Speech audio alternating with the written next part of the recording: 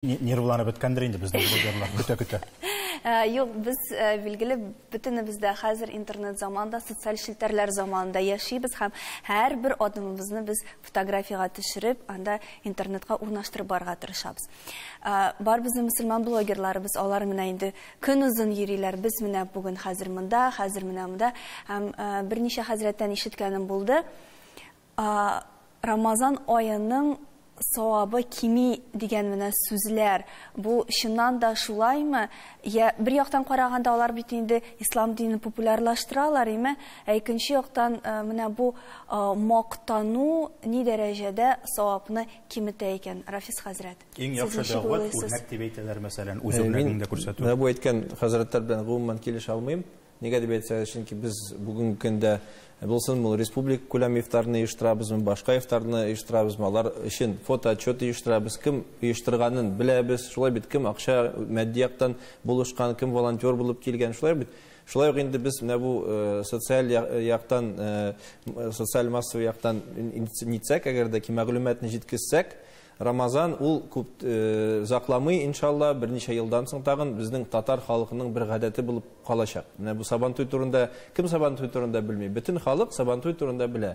Татарлар ул кем? Ул Сабантуй оештыручы кешеләр, шулай бит.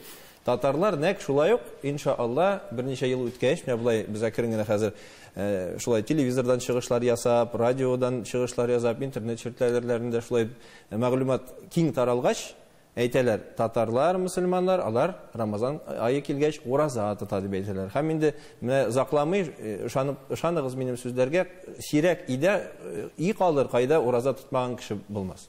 Шулай ул киң таралачак, иншалла, Аллаһ Тәгалә насип итсен.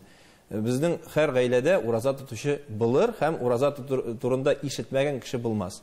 Бу блогерларны хуплыйк, аларны кисәтеп туктатмыйк бу эшләрне. Блогерлар гына түгел, без табыннарыбызны төшереп, анда социаль челтәрләргә урнаштыру ни дәрәҗәдә дөрес менә кайсыгыз тагын өстәп әйтә алар? Ниятка килә, анда менә бу мәсьәләдә аларга киңәш кенә бирә алам. Безнең әлбәттә бу мәсьәләдә мин Рафис хәзрәтнең әйткән сүзен якын күрәм, ләкин шунда бер кичкенә генә киңәш, мактану күңелгә кермәстән, кеше үзенең ниятен күңеленең түрендәге максат инде ул башкача әйткәндә, күңел түрендәге максатын дөрес күрергә тиеш. Моны ул динебез турында дәгъват, динебез турында сөйлисем килә. Шулай шул динебез турында сөйләп, динебезнең таралуына өлешле буласым килә дип ният кыла икән күңел түрендә.